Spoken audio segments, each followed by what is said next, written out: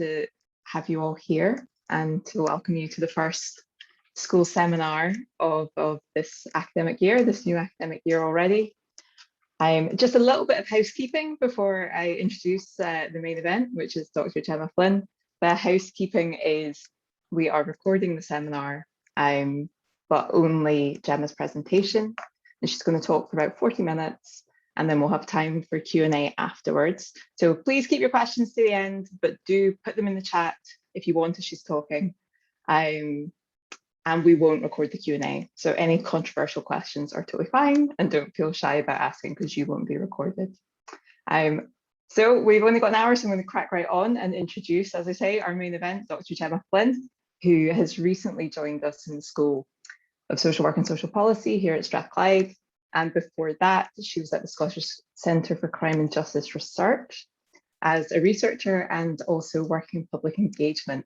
And prior to that, she was at the University of Edinburgh. And what she's going to be talking about today is like, how do we rescue public engagement from a time when academics are chronically overworked and the university wants to metricize everything, right?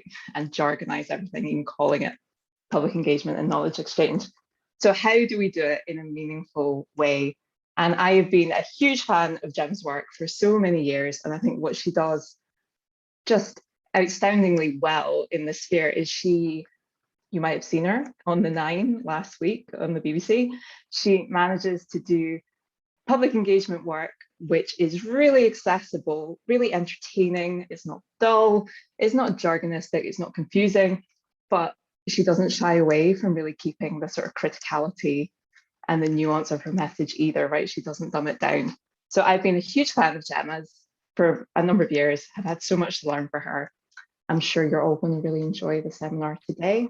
And I'm just going to hand over to Gemma, and then I'll be back to manage the Q&A at the end. So Gemma, over to you. Thank you, Cara. I'm just going to share my screen. Here we go. Hopefully you can all see that. Well, that was a lovely intro, Cara. Thank you. I feel seen. Cara as well, the perfect person to introduce me for this, because I know that she has sat through many of my early iterations in this area. So she has been a long time supporter of me finding my feet in public engagement, for which I'm very, very thankful. But yes, thanks so much, everyone. And hi, if you know me already, maybe it's from being your new colleague in social policy. Hello. If not, as Cara mentioned, from the SCCJR, and yes, maybe from the news last week, where I was on there sort of talking about a research project that I'm involved in right now. So today I'm going to do quite a fair bit within 35 to 40 minutes, including kind of taking you through a little bit of what my journey with public engagement work has actually been, why I got into it, why I see it as a kind of critical, engaging space, and a space that has some sort of activist value embedded in it. And I'm going to try, for fans of pragmatism, towards the end, I'm going to try and actually give you some real advice on how to do this kind of work in a way which is, you know, as Karen alluded to, sort of critical and thoughtful. Okay, so let's get started. So here we go. Today I'm just going to put this down here, lovely, so I can see my slides. Okay, so today we're going to be talking about why we should be interested in public engagement. Maybe some of you are in academic roles right now where you're being kind of either nudged towards engaging in this type of work, or maybe you're considering it, just thinking about what it might be like to dip a toe in this kind of area. Maybe you're very experienced in this and have already been involved in public engagement. We're going to try and just sort of interrogate today what exactly it is and what it should be. As Cara mentioned, one thing that I'm particularly interested in here is in what ways does this realm increasingly risk being constituted and driven by the neoliberal imperatives, like Cara mentioned, the metrics of the university? In what way is public engagement at risk of becoming, in some ways, like academic publishing? And what can we do to rescue it from that? Can we reframe it as activism or resistance? And that's actually what I'm going to argue today. And then, as I say, how do we do it? And where do we start? Okay.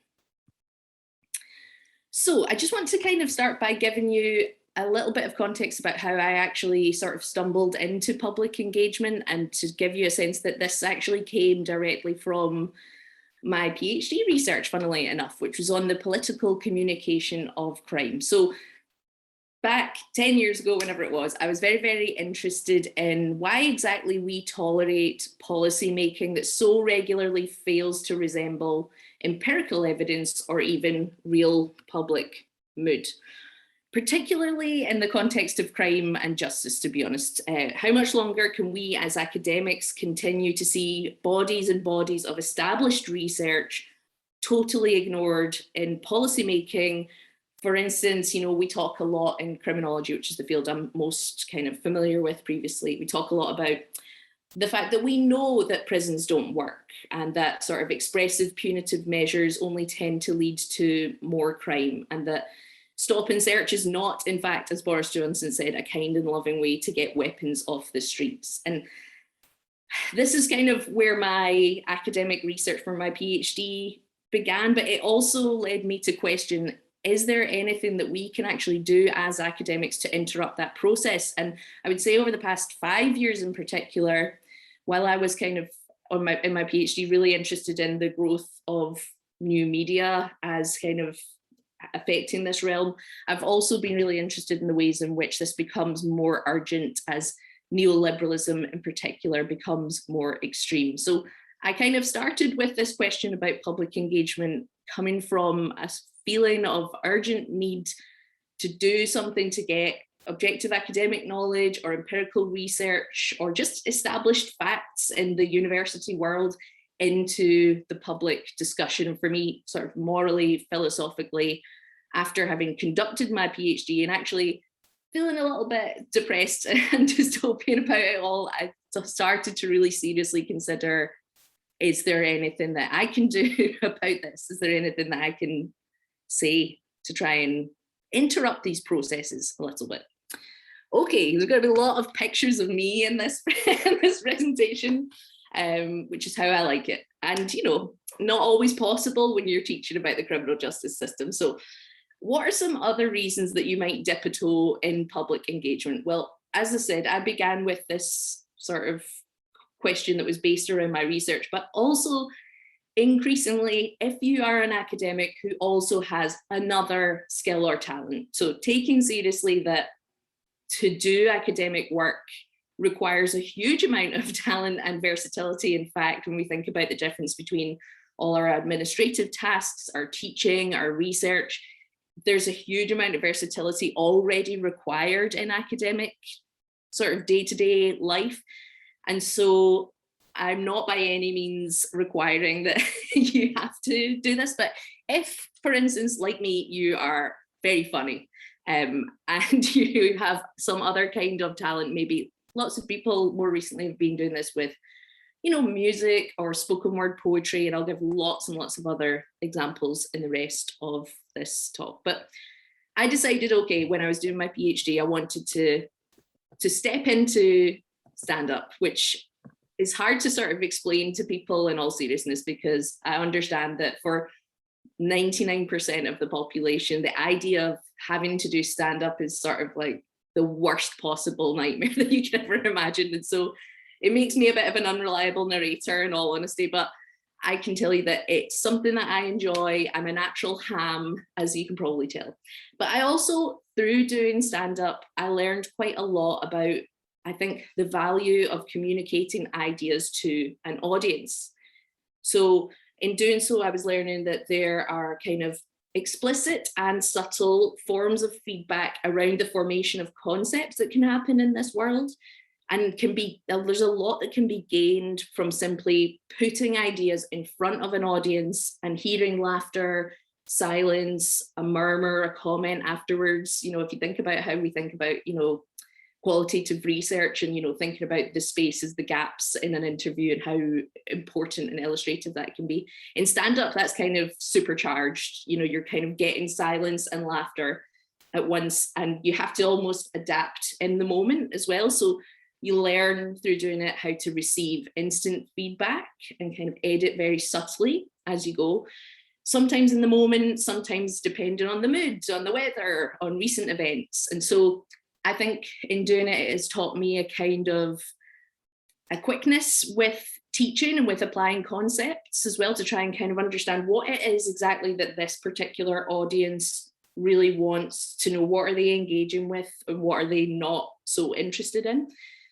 In that sense, I really valued the immediacy of the communication in doing stand-up. So rather than sending something off to two, anonymous and sometimes very mean anonymous reviewers and spending, a year in edits, I always find that there's something really unique and hugely valuable in kind of handling ideas and discussions that happen in the current moment and that are actually privileged for their immediacy as well. So that's something that I really connected with quite a lot in doing stand-up and trying to kind of talk about academic ideas in that realm. There's also something about stand-up that I completely love, which is the philosophy of failure. So as opposed to current academic, markets where the philosophy is do absolutely everything, do it exceptionally, do stuff in your free time, write, teach, be amazing at absolutely everything you can manage, and publish from even before you've finished your PhD, because you have to be quick and you have to build a body of research. In stand-up, I was taught actually failure is really important. You have to go on stage. If you have, all of the gigs that you do in the year are successful, then you've failed, okay? Because there's this strange sort of philosophy in stand-up that as you fail, as you learn what is not being received well by an audience, that's when you're actually engaging in a meaningful crafting of what it is that you're trying to say, okay? So the failure, it sort of makes you a bit more resilient as well, but it also teaches you that ideas are formed, over lots and lots of examination, over lots of time. They're formed slowly, and communicating with publics in that way can really help you to craft ideas in, I think, a sort of vital way, and a way that has just a totally opposite ethos to what's happening in academic publishing right now, which I love. But yes, again, I am not suggesting that you do stand up. In fact, please don't, especially if you're not funny. And we'll get to that a bit later. Okay. Now, warning, if you're thinking about getting into any kind of public engagement, one thing I've learned hugely is that to do it well, it requires specific cultural capital. So and I've taken this quote from Tanya Sarizier's 2019 book, Speaking Out, which is about victim narratives and storytelling within that context. And she talks about ability and comfort in engaging creatively with language are not evenly distributed. So rather, they are often a product of education, cultural capital, and a subject position that enables facility with a variety of dominant and oppositional discourses, as well as language and the process of writing. So for me, over the past few years, I've seen quite a lot of public engagement events sort of spring up where academics are invited to do comedy, or academics are invited to write creative nonfiction or write in a zine or something like that. And I think it only works well, unfortunately, when you do have that kind of cultural capital within the context, and you do have a kind of flexibility and ability to kind of take on these dominant and oppositional discourses. So for me, I do stand up, but I'm also able to do it because I have the right kind of accent. I am funny, which I keep saying, but not demonstrating. And yeah, I've got a kind of an understanding of how language is employed in that realm in a way which is different from the academic world. And it required for me quite a lot of training and quite a lot of failure and going through lots and lots of bad gigs until I really got my rhythm and found my sort of academic comedy voice, as it were. And so when we see public engagement done badly, it's often when academics who already, as I say, very, very multidimensional, talented people, but are already being stretched and being asked to do all sorts of different skills, are then put into a public engagement environment where they don't necessarily have familiarity with what it is that they are constructing. And so, yeah, it's the same with things like creative nonfiction. You need to be able to do it, and you need to be able to inhabit that space meaningfully. But okay, helpfully for us, you don't always have to do stand-up or creative nonfiction, because public engagement is very broad. Here's Nutley's continuum of research use, which reminds us, that research use doesn't have to be absolutely instrumental. It doesn't have to change policy immediately. You can absolutely think of your research as useful, meaningful, if it simply raises awareness, if you use it to raise awareness or kind of generate knowledge and understanding at sort of broadly defined. So yeah, if you're looking for examples of stuff that you can actually do for public engagement, I should say early on here that it doesn't have to be stand-up, doesn't have to be creative nonfiction. It can be any kind of interactive event, a podcast, a zine, a training course, music, a museum exhibit, a YouTube video. You could support the work of a third sector organization or charity, speak to government, give evidence on committees.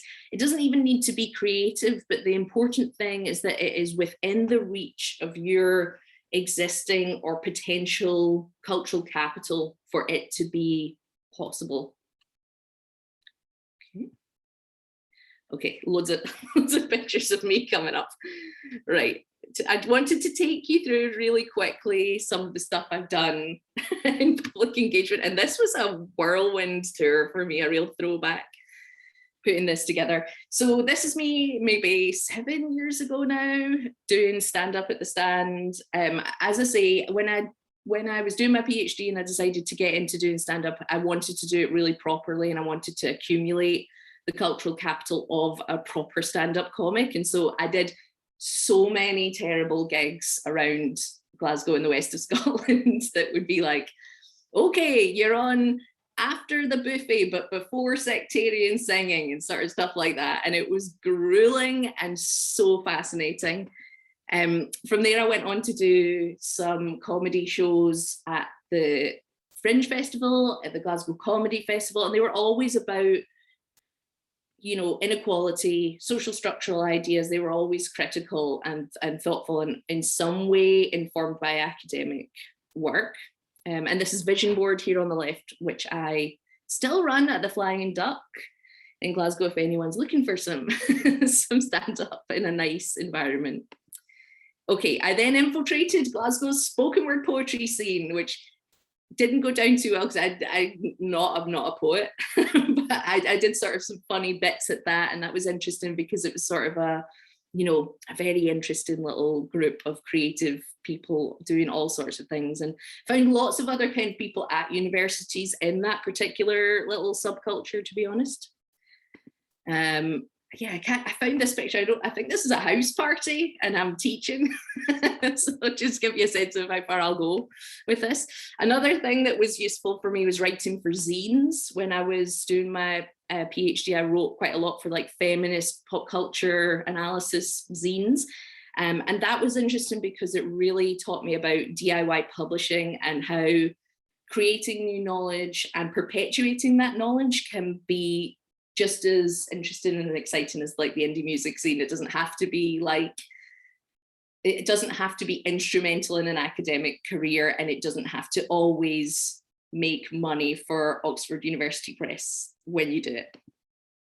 Okay, from there, I decided, okay, I've got all this stand-up experience now, and I really want to do something more substantial with it, and I want to take on particular ideas, and I started to do public lectures that were about pop culture moments and use academic analysis to explain them. So I did one on the Kardashians, one on Rick and Morty. I wanted to share this photo because this to me is the pinnacle of public engagement and how frustrating it can be. I did lots of those kind of nights where it's like, you've been invited to give a talk, we're all academics, we're all going to try and do something a bit lighthearted, and it's always excruciating. Pictured in this photo is me trying to host, trying to be very, very professional, and I'm introducing this academic onto the stage, He comes walking on before I've even finished introducing him. And as you can see, he is eating a pork pie. So it was a mess, honestly, all of that stuff. But really fascinating and drove me far away from those types of events, and so, sort of crystallized for me that, okay, these sort of generic public engagement events have a limited capacity to entertain, let's just say. So I'm going to just take this on myself. And following this, I did this series on punishment and spectacle, where I spoke about Kanye West, and that took me to Harvard University. They scooped up and I went in and spent a week there, which was unbelievable and amazing for my academic just experience. And then I also did one about Kim Kardashian, Colin Kaepernick, and the end of mass incarceration, which was of great interest to the students in particular, because these were topics they were engaging with a lot. Super quickly, I also went on tour with the lawyers from Netflix's Making a Murderer and The Staircase. So I'm a terrible person to falsely accuse of murder, because I've got some big names in my phone book. What else? This is me last week on the news. Here we go. Very quickly, Women's Hour. I've been on Women's Hour, which means as a feminist, I've leveled up. So if you want to be declared an ally yourself, I can do the ceremony. There's smoke, there's a sword. It's great, lots of stuff. Spoke to the Scottish Government Women's Development Network, spoken at Reclaim the Nights. I put Radio Ulster on there because they still owe me money. So if anyone's here from Radio Ulster today, let's pay that invoice. That's just a little reminder to you. And okay, over the next few months, the Glasgow Zine Library have commissioned me to do 4 sort of seminars, lectures type thing on social theory and pop culture. And the first one I'm going to be doing is on power, Foucault, and the Britney Spears conservatorship. Very quickly as well. Oh, this is public engagement. There we go. Next, sort of Thursday, the 23rd of September, I thought, since this is my wheelhouse and I'm new at Strathclyde and I saw that we were looking for people to do things in the Explorathon, I am going to be doing a full lecture on RuPaul's Drag Race. A charisma, uniqueness, nerve and talent, social herstory. So you can sign up for that if you want to. That's going to be a lot of fun. Okay, so let's get to some of the meat here. What have I learned from all of this? What I've learned is, so the best public engagement work takes advantage of the person's existing cultural capital, as I mentioned. That's really important. You know, just saying to someone who's not familiar with zine culture, for instance, like go and write in a zine, you know, it's just not going to work. It needs to be properly situated, and it needs to take advantage of the opportunity of being outside of traditional institutions to employ critique. So that's the difference. Public engagement, I think, you know, it happens out with the publications system. And so it should happen out in the world in spaces where you can employ critique against institutions. And that's always been another big philosophy of stand-up, as well, is that when you're in a position of power in that way, where you have the power to communicate subtle and interesting ideas, you should always punch up. Like, you've got to punch up. You can't punch down. Okay. There's lots and lots of frameworks around this. I think that Best and Holmes' systems thinking sort of captures this quite well, that if you want to think about your public engagement in this way, you should think about considering contextual factors, barriers, opportunities, and enablers of change within your engagement. Build relationships, take part in relevant networks, and identify champions. So find people who seem particularly interested in the work that you're doing or align with your philosophy on this kind of engagement. And translation, your work should be targeted and packaged for key audiences. But okay, now I know that probably many of you are concerned about this. If you're already in an academic position where you're stretched and you're doing lots and lots of work, is public engagement another box to tick? Is it just something that I'm simply going to have to do, you know, as part of an academic career? We're increasingly, for instance, seeing the requirement to demonstrate impact in ESRC applications. Yeah, I've mixed that up, sorry. Public engagement and impact is often now part of annual reviews in lots of different institutions. The REF has a large portion of its funding now dedicated to impact. And we're seeing increasing concerns in sort of academic discussion and research around public engagement, that it is becoming a category that might be like academic publishing in that it might become connected to money and to bringing something in, bringing money into the university, and that this changes the tenor of this kind of work.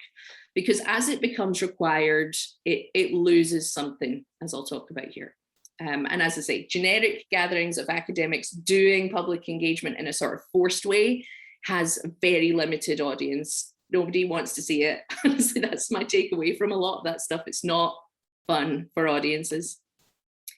There are lots of other very, very critical accounts around this at the moment. For instance, Fleming 2021 talks about as high impact culture becomes part of the university, subjects in the humanities are most at risk, and see the recent discourse around critical race theory. He said that something radically changes in the nature of scientific inquiry more generally in this high impact setting. The expectation of direct and measurable relevance, usually bureaucratically monitored on a continuous basis, so like annual reviews, often doesn't take into consideration how proper research is conducted, or I would argue how proper public engagement simply can't be modeled in that way. Okay, we're at past. I've got about 5-10 more minutes, and we're going to get right into why bother to do it at all right now, or properly, especially during the pandemic. Is there any point in thinking about this as part of the whole package of your academic career? Well, okay, some academic frameworks to try and persuade you, and then some evidence from G. Flynn. So Weiss in 1979, very kind of iconic framework in the research impact world, talks about not just interactive, political, tactical uses of research, but also research should also be used for broad enlightenment. Research changes the conceptualization of a problem through the slow percolation of ideas in policy and society. And that's how I would like to see public engagement. It's important that we step up and do this because as lots of research, including Oliver 2014 has found, the main barriers to using academic research in not just policy, but also journalism and other types of writing, and other opportunities basically. The main barriers have been found to be availability and access, poor dissemination, lack of clarity or relevance, and poor timing and opportunity. So it can be to take your piece of research and do some public engagement with it, and frame it clearly, make it accessible, hugely improves the chances that it will have a real world impact. Many of you will be very, very familiar with the public sociology movement kicked off by Burawoy in 2004, spoke about engaging multiple publics in multiple ways as important for the legitimacy of the discipline. And that sort of public sociology, it reframed the public as just as important as professional, critical, and policy knowledge, but again warned that there's a potential that this all becomes beleaguered by the encroachment of markets and states. Right with me? Okay, so more than ever though, I would add to this that scripts of activism today are formed in the public domain, and so it can be really important for us as people with privileged knowledge to kind of step into that formation and understand that not all new knowledge is constructed only behind paywalls. So take feminism and critical race theory as examples for this. They're both, conceptual perspectives and activist movements, but they're highly active in public debate right now. And actually, they're moving forward at a rapid rate, way more quickly in public discussion and the public imagination than would be in the peer review process. Also recently, Judith Butler said, we have a particular obligation to speak clearly to a public in this moment of misinformation. I'm sure you know fake news, all of that, all of the problems of the lack of kind of taking the expert seriously right now. Butler in particular argues we have a real obligation today to speak. Okay, how to do public engagement work as activism. What your approach to public engagement can and should look like. Okay, right. This is these are findings that I'm going to give to you from my experience and reflecting on some of this work. I would say, please resist allowing public engagement to be quantified. Don't allow your public engagement to sort of go alongside, oh, this had 20,000 views on YouTube, because that creates a system of quantifying that is baffling, hard to maintain, and undermines the very good detailed work that happens on the ground in public engagement. Try, if you can, to resist the primacy of certain forms of science over conceptual, intersectional, and social structural work. You know, if you're doing public engagement, it can be tempting to get a piece of small data out there, but it's also just as important to talk about intersectionality broadly, you know, in the public sphere. If you can, try to assert the value of broad, creative, and unquantifiable communication.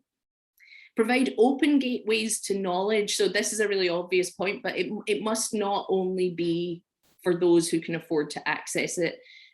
Of course, there's more and more open access stuff happening now, and we're much more aware of the need for public engagement. But ultimately, as academics, we are sitting with the access to huge banks of knowledge which are behind paywalls, and that's something quite radical that we can do in all seriousness to open those gateways and to kind of illuminate academic topics and provide education as a public service.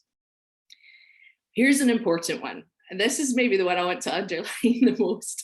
Demand payment, okay? And understand, if you do something like the kind of work I've been talking about here, you might not do something so public, but if you're in a realm where other people are usually paid, understand you're stepping into an established profession, and don't undermine other forms of work by offering your labor for free. Because the most astonishing thing that I've found in doing public engagement stuff is that, because I've got a background in stand-up and I understand what the rates are for public speaking and hosting and kind of touring and stuff like that, I know what to ask for in an invoice, and I know the value of my time compared to other people in that realm.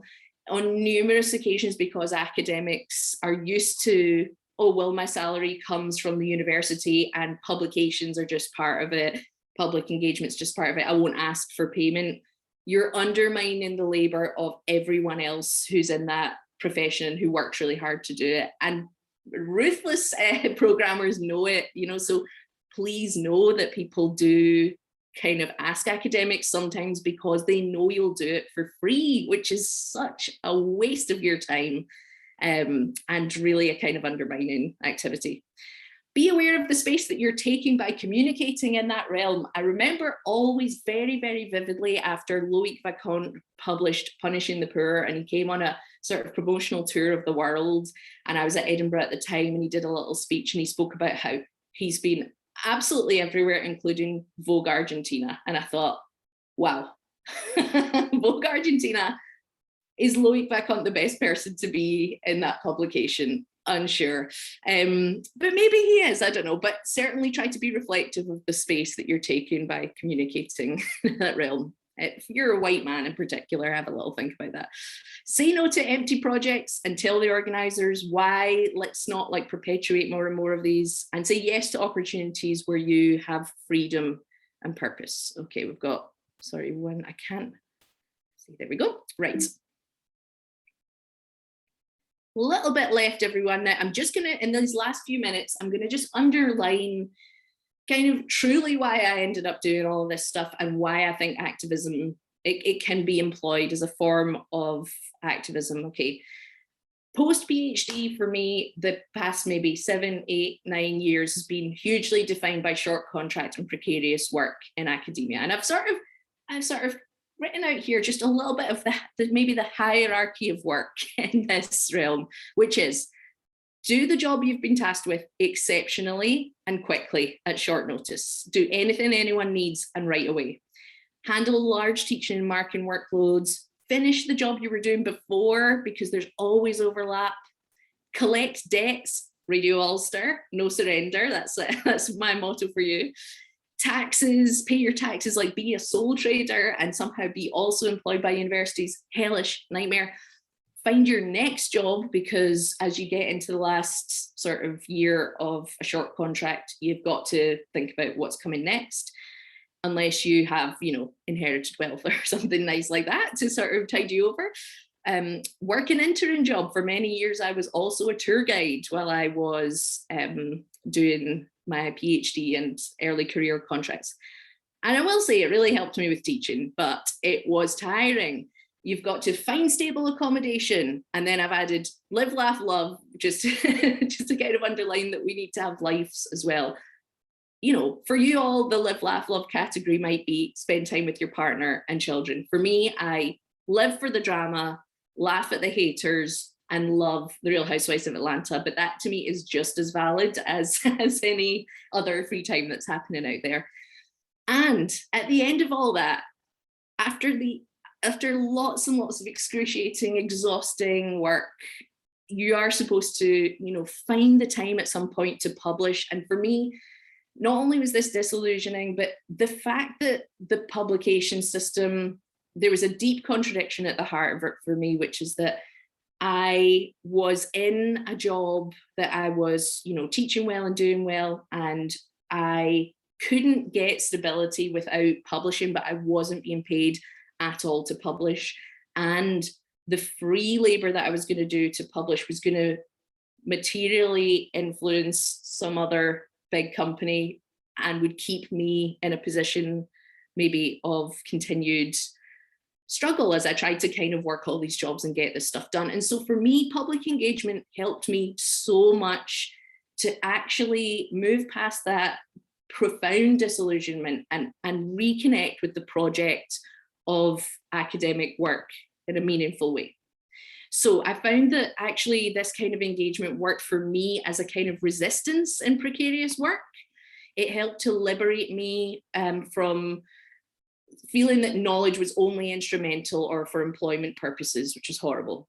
It shifted me away from the kind of frantic creation of new knowledge that, you know, that constant, like, you've got to publish now, yesterday, which felt just tough for me, and the deep, as I say, contradictions. Although I will say, shout out to Strathclyde, this is my first contract ever where as a teaching fellow I've been allocated proper research time. So thank you, Strathclyde. I love you all. It gave me the freedom and creativity to actually nurture new ideas, which doesn't come often within all that sort of frantic work. Ideas that will not sit behind a paywall, which felt empowering and interesting and, you know, in the moment, and all that kind of really interesting stuff that I mentioned with the stand-up. It helped me to embrace non-academic formats and challenge the practices of large institutions like payment structures. I won't go into that, we're running low on time. But the capacity to publish, I felt, was dependent on inherited wealth or existing wealth or other financial support when you're in those tough, precarious situations. And so I just felt, for me, it was not a very healthy or happy or kind of place to create new knowledge, and that I really found so much from the freedom of public engagement. So conclusions, here's me in the pork pie man again. My nemesis. If anyone knows this professor, please tell me who you think he is. So you can take a meaningful and specific approach to public engagement efforts. And for me, I think they can act as a form of meaningful resistance against the encroaching neoliberal imperatives of the university. They create a unique space for critique and reflection on institutions. I mentioned that objective knowledge and empirical research is much needed in moments of misinformation, which we're living through right now, and it is crucial to reinforce the role of the expert. And it allowed me, I think most profoundly, it allowed me to embrace creative personal engagement with knowledge as a connection to academic work that was not monetized or frantic. And that got me through burnout, serious burnout, in all seriousness. It really ignited that sort of love of knowledge again. So in a moment of mass burnout then, if you can use public engagement as a meaningful way to reconnect with your academic project. And I would encourage that, and, find your very specific approach to it rather than, I've got to tag us on to the end of an ESRC application. And, it provides a philosophy of perpetuating knowledge as a moral imperative separate from measurable impact. I found it to be reviving and reorienting as opposed to the more kind of disconnected labor that happens around publications. Okay, and I believe that I am at the end of my time, so I'm going to leave it on the ad for my next lecture, and then I'll hand back to Cara to deal with your questions. So thank you so much, everyone.